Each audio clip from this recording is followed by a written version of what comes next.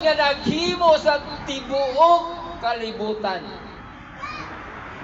Human niya mahimo ang tibuok kalibutan, nagbutang siya tao nga sama sa iyang dagway,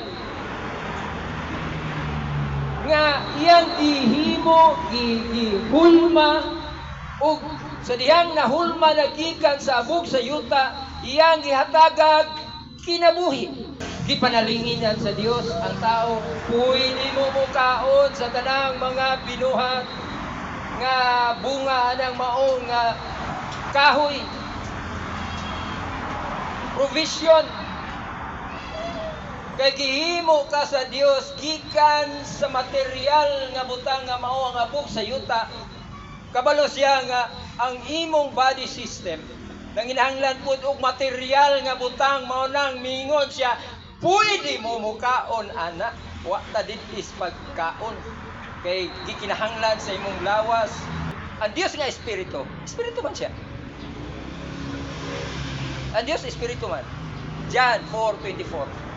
God is a spirit. So siya nga espiritu, naghimo siya og tao nga material. Pero kiniyang gihimo nga material nga tao gikan sa abog sa yuta, material man eh. Mao naghimuan niya material nga mga pagkaon ning bunga sa kahoy. Sugo niya na kay gikinahanglan sa tao. Ingon ana ang Dios kadagaya o inana ang Dios nga naghimo nato, naglalang nato, nga tag-iya nato, nga iya na nasayra nakita ng daan ang imong gikinahanglan. Mao nag-provide niya ang atong mga panginahanglan, mga igsoon.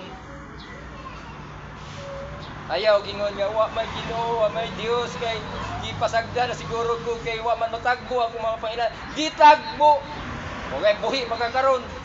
Mugay kinsa may wa nakakaon diri. Kinsa may ang kamatuoran niya naa pa mo rumuntaga nagngisi. Buhi pa mo tungod kay duna pa mo gikaon. Hallelujah. Bisag unsa na to kakabos.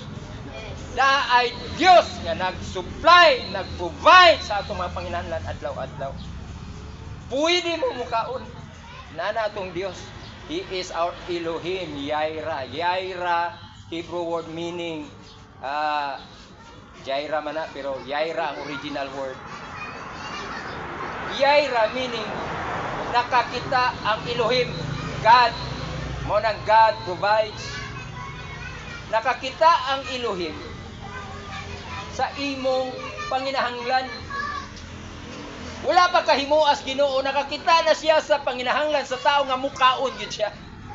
Mo nang giuna niya gihimo ang mga punuan sa kahoy.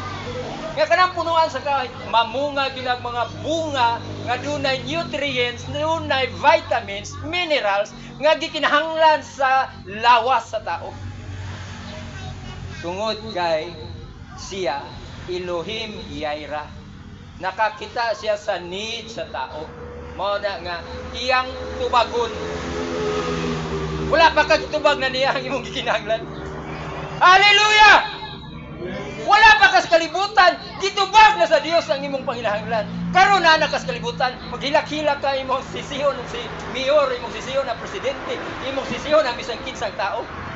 Ayaw sisiha bisan kinsa. Pasalamati ang Dios ka ang Dios nakakita sa imong gikinahanglan.